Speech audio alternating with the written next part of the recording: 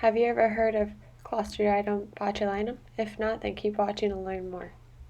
This pathogen is an anaerobic gram-positive bacteria that produces botulinum toxin, aka the most lethal toxin known for humans at just a few nanogram quantities. Ingestion of spores can germinate inside you and get absorbed into bloodstream. So what does it do?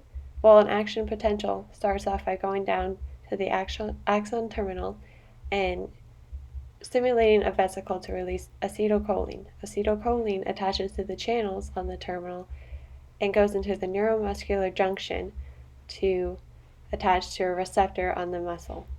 But botulinum toxin can stop ACH, also known as acetylcholine, from going to the channels. This means that we will not be able to have muscle contractions and aka paralysis. So how does it infect us?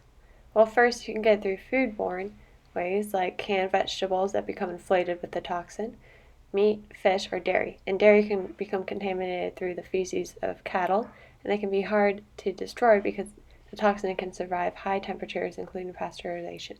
You can get it through wounds that become infected, and the spores can get into the bloodstream. Infants can get it through the ingestion of honey, and they can usually have floppy baby syndrome, as you can see in the photo below. You can get it through intragenetic botulinum, which is injection of an overdose, usually by therapeutic purposes. So what are some symptoms? Well, you can have double vision, dry mouth, dysphagia, which is the lack of contraction of your throat muscles to prevent you from swallowing your food. You can have paralysis of your limbs, including your respiratory muscles, because of the lack of contraction, and that's from what we saw earlier with the ACH not being able to bind to the receptors on the muscle. Some treatment includes antitoxin, which can only work if it's given as soon as possible because it doesn't help if the toxin binds to the nerve endings already. So you might be wondering, is Botox really related to this lethal toxin? Well, it is.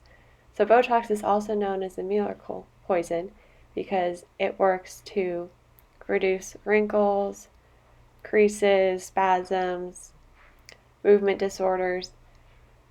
You might have heard a lot of women going to get Botox treatments every few months to reduce their crow lines or the wrinkles in their forehead.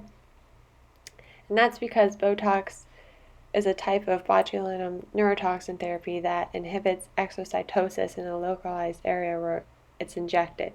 So the protein in the Botox is purified and only causes partial paralysis where it's injected to make the muscle more stiff and reduce the spasticity of the area.